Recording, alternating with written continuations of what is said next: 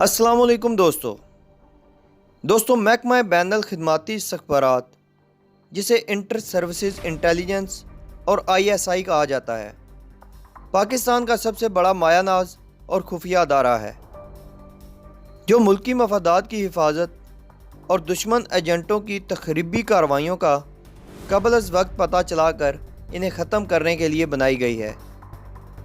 اس سے پہلے intelligence bureau اور ملٹری انٹیلیجنس کا قیام عمل میں آیا تھا، لیکن بعد میں ISI کا قیام عمل میں آیا۔ آج کی ویڈیو میں ہم بتائیں گے کہ ISI کس سن میں قائم کی گئی، اس کو قائم کرنے کا مقصد کیا تھا، بھارتی خفیہ ایجنسی را اپنے ارادوں میں کیوں ناکام ہوتی ہے۔ اس کے علاوہ ہم یہ بھی بتائیں گے کہ ISI کو کون سے فوجی افسر نے قائم کیا۔ دوستو ویڈیو شروع کرنے سے پہلے آپ کو ورلڈ ٹی وی میں خوش آمدید کہتے ہیں۔ اگر آپ ہمارے اس چینل پر نئے ہیں تو ہمارے اس چینل کو سبسکرائب کریں اور ساتھ دیے گئے بیل کے آئیکن پر کلک کریں تاکہ آپ کو ہماری آنے والی نئی انفارمیٹیو ویڈیوز کی اپڈیٹ ملتی رہے۔ تو آئیے دوستو شروع کرتے ہیں۔ 1947 میں آزادی حاصل کرنے کے بعد دو نئی انٹیلیجنس ایجنسیوں انٹیلیجنس بیورو اور ملٹری انٹیلیجنس کا قیام عمل میں آیا، لیکن خفیہ اطلاعات کا تینوں مسلح افواج سے تبادلہ کرنے میں ملٹری انٹیلیجنس کی کمزوری کی وجہ سے ISI کا قیام عمل میں لایا گیا۔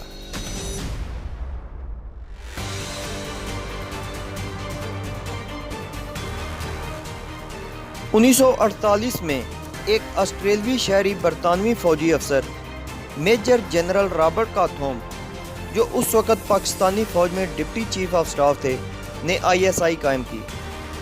اس وقت ISI میں تینوں مسلح افواج سے افسران شامل کیے گئے۔ 14 جولائی 1948 میں لیفٹیننٹ کرنل شاہد حمید، جنہیں بعد میں 2 ستارہ میجر جنرل بنایا گیا، پھر major general retired Sikandar Mirza نے انہیں ملٹری انٹیلیجنس کا ڈائریکٹر بنا دیا۔ پھر انہیں ISI کی تنظیم کرنے کو کہا گیا اور انہوں نے یہ کام میجر جنرل رابرٹ کاتھوم کی مدد سے کیا۔ تینوں مسلح افواج سے افسران لیے گئے اور پبلک سروس کمیشن کے ذریعے سویلین بھی بھرتی کیے گئے۔ ISI کی موجودہ ترقی کے پیچھے میجر جنرل کاتھوم کا ذہن کار فرما تھا، جو ISI کے 1950 سے لے کر 1959 تک ڈائریکٹر جنرل رہے۔ ISI کا ہیڈ کوارٹر اسلام آباد میں واقع ہے۔ اس کا سربراہ حاضر سروس لیفٹیننٹ جنرل ہوتا ہے۔ اس کے ماتحت 3 ڈپٹی ڈائریکٹر جنرلز کام کرتے ہیں۔ ISI کے موجودہ سربراہ فیاض حمید ہیں۔ دوستو بھارتی خفیہ ایجنسی را ISI کی دیرینہ مخالف ہے، لیکن فتح اکثر ISI کی ہوئی ہے۔ ISI نے بھارتی فوجی حملوں اور خفیہ فوجی مشقوں کی فائلز اندرا گاندھی کی میز پر پہنچنے سے پہلے ہی اڑا لی تھیں۔ یوں بھارتیوں کے حملے سے پہلے ہی پاکستانی فوج ہوشیار ہو گئی اور مورچہ بندی کر لی، جس پر بھارتی فوج پیچھے ہٹ گئی۔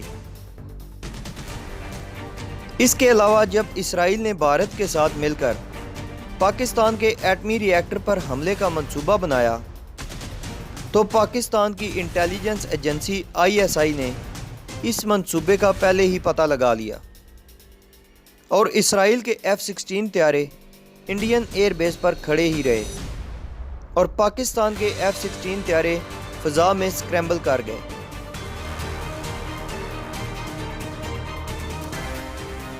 جس کی وجہ سے پاکستان کے ایٹمی ری ایکٹر محفوظ رہے اور دشمن کے ناپاک ارادے کامیاب نہ ہو سکے۔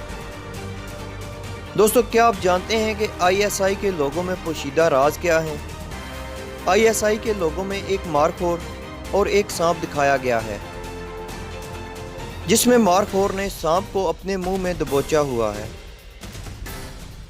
مارخور پاکستان کا قومی جانور ہے اور سانپ انڈین کے نزدیک ان کا دیوتا ہے، جس کا مطلب ہے کہ انڈین کبھی بھی پاکستان کے خلاف اپنے ارادوں میں کامیاب نہیں ہو سکتا، انشاءاللہ۔